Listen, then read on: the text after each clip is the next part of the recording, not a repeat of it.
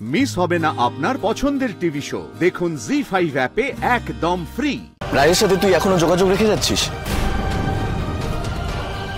অনিদা আবার তুই তুই আবার ওই চক্করে পড়ে গেছিস, আবার আমাদেরকে সন্দেহ করছিস। তোর হয়েছেটা কি বলতো? তোর মাথা কি পুরোপুরি গেছে? হ্যাঁ হ্যাঁ হ্যাঁ হ্যাঁ গেছে গেছে গেছে, আমার মাথাটা পুরোপুরি খারাপ হয়ে গেছে। আমাকে একটা জিনিস বুঝতে একটু হেল্প করবি? দেখ, তোর মতো এরকম একটা মানসিক রোগীকে সাহায্য করো না আমার সামর্থ্যের মধ্যে পড়ে না।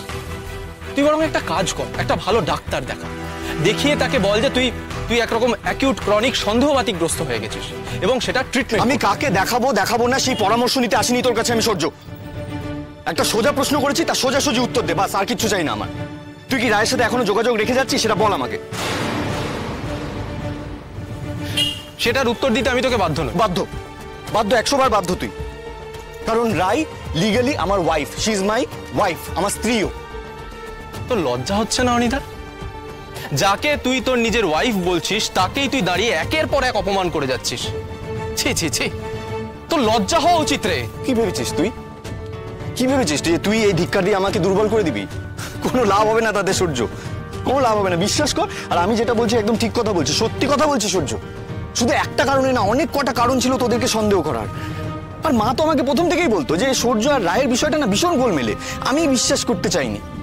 তার মানে তোদের ওই নোংরা ছবিগুলো, ওইগুলো মিথ্যে ছিল না, ওগুলো সবটাই সত্যি ছিল। আর হোয়াট আ কোইন্সিডেন্স, কোনো থার্ড পার্সন এসে কিন্তু তোদেরকে নির্দোষ প্রমাণ করেনি। তুই তোর বউকে কি খাইয়ে কি না কি বলিয়েছিস আমি জানি না, জানতেও চাই না। তুই প্রমাণ করলি যে রায় নির্দোষ, হ্যাঁ? অথচ আমি এটা সন্দেহই করলাম না যে তুই কেন এত ইন্টারেস্ট দেখাচ্ছিস, তুই কেন উঠে পড়ে লেগেছিস রায়কে নির্দোষ প্রমাণ করার জন্য। আমি এতটাই স্টুপিড, এতটাই বোকা, আমি একবারের জন্য তোকে সন্দেহ করলাম না। অনিদা, তুই কি বলছিস সেটা তুই নিজে জানিস? মা বারবার বলেছিল আমায়, জানিস তো, এই ব্যাপারটা সন্দেহজনক, খোঁজ খবর নিতে।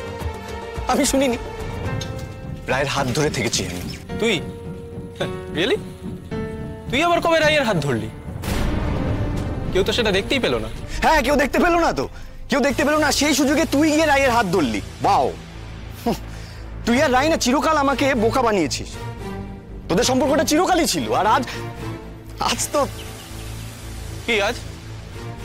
আজ কি বল বল আমাকে একটু খোলসা করে বলতো সূর্য, রায় কার বাচ্চার মা হতে চলেছে? রাই প্রেগনেন্ট? তুই জানিস না? এটাও জানিস না বেবিটা কার? আরে আমি কি করে জানবো? তুই তো ওর হাজবেন্ড। হ্যাঁ, আমি ওর হাজবেন্ড, কিন্তু ওর বাচ্চার বাবা নই আমি। রায় ধোকা দিয়েছে আমাকে, অন্য কারোর সাথে সম্পর্ক রেখে তার বাচ্চা ক্যারি করছে ও। আর সেই অন্য কেউটা কে? তুই। অনিদা, অনিদা, তুই না একেবারে পাগল হয়ে গেছিস, যেটাকে বলে উন্মাদ। একেবারে উন্মাদ হয়ে গেছিস তুই, বুঝতে পারছিস?